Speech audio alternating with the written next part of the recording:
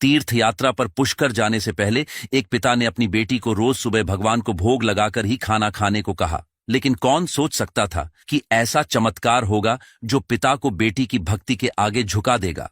राजस्थान के नागौर जिले के मकराना तहसील में स्थित कालवा गांव में लगभग 400 साल पहले जीवन राम डूडी के घर में कर्माबाई का जन्म हुआ।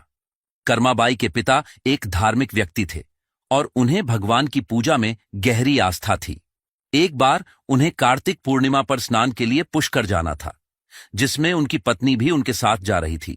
उस समय कर्माबाई मात्र 13 वर्ष की थीं। जीवन राम चाहते थे कि कर्मा भी उनके साथ चलें, लेकिन उन्हें चिंता थी कि अगर वे तीनों चले जाएंगे तो लड्डू गोपाल को सुबह शाम भोग कौन लगाएगा। इसलिए वे कर्माबाई को घर पर ही छोड़कर जा रहे थे।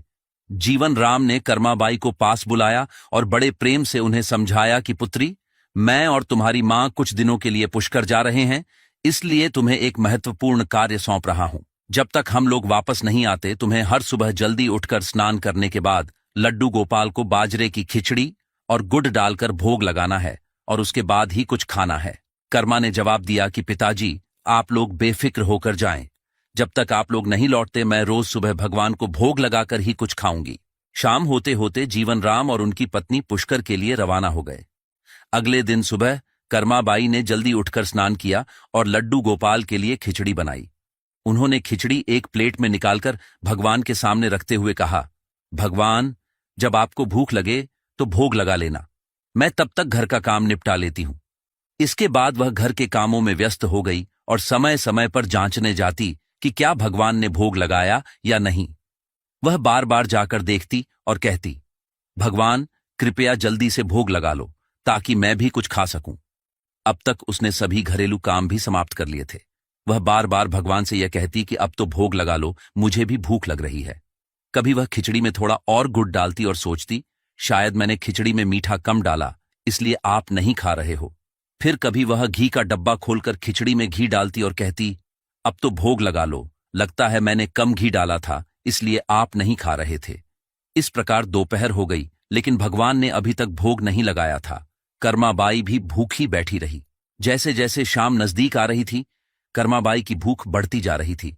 वह भगवान से दुखी होकर कहने लगी, मां, पिताजी कुछ दिनों के लिए पुष्कर गए हैं।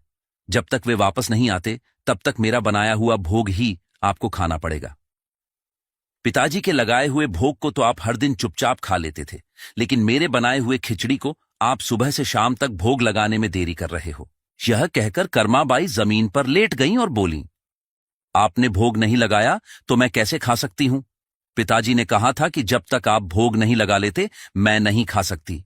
आपके कारण मैं पूरे दिन भूखी रही, पर फिर भी आपने भोग नहीं लगाया।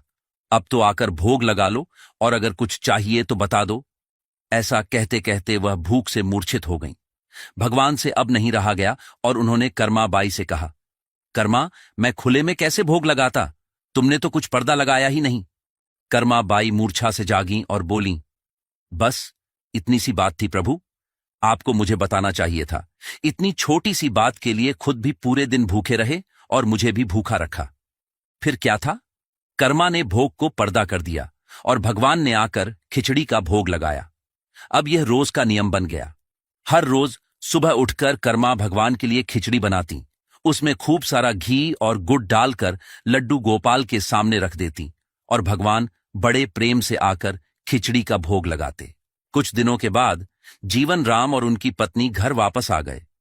उन्होंने अपनी बेटी से पूछा, बेटी, मेरी अनुपस्थिति में तुमने लड्डू गोपाल को हर दिन सुबह भोग लगाया कि नहीं?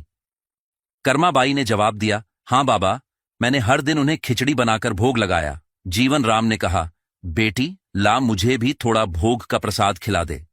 कर्माबाई बोली, बाबा, प्रसाद तो नहीं है, उन्हें मेरे हाथ की बनी हुई खिचड़ी बहुत पसंद आई है। उन्होंने तो एक दाना भी नहीं छोड़ा। उन्हें मीठी खिचड़ी बहुत पसंद है, इसलिए मैं उनकी खिचड़ी में गुड़ ज्यादा डालती थी। अब तो गुड़ का पात्र भी खाली हो गया है। यह सुनकर जीवन राम को विश्वास नहीं हुआ और उसने सोचा कि शायद कर्मा ने ही खा लिया होगा।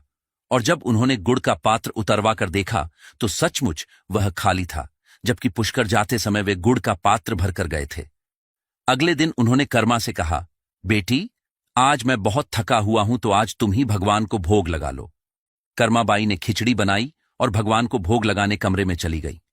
कर्माबाई ने भगवान के आगे खिचड़ी रखी और कहा, भगवान मेरे भोग का लाज रख लो और आकर जल्दी से भोग लगा लो, वरना पिताजी सोचेंगे कि मैं झूठ बोल रही थी कि आप रोज आकर खिचड़ी का भोग लगाते थे।